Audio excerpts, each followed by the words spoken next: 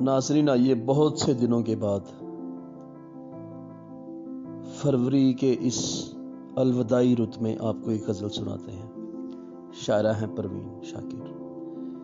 موسم کا عذاب چل رہا ہے، بارش میں گلاب جل رہا ہے، پھر دیدہ و دل کی خیر یا رب، پھر ذہن میں خواب پل رہا ہے۔ صحرا کے سفر میں کب ہوں تنہا، میرے ہمراہ سراب چل رہا ہے، اور آندھی میں دعا کو بھی نہ اٹھا، یوں دستے گلاب شل رہا ہے۔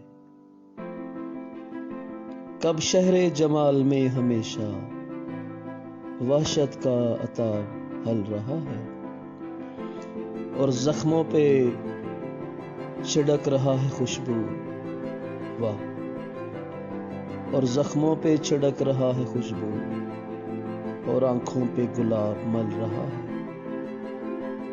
ماتھے پہ ہوا نے ہاتھ رکھے تو جسموں کو سحاب جھل رہا ہے۔ موجوں نے وہ دکھ دیے بدن کو،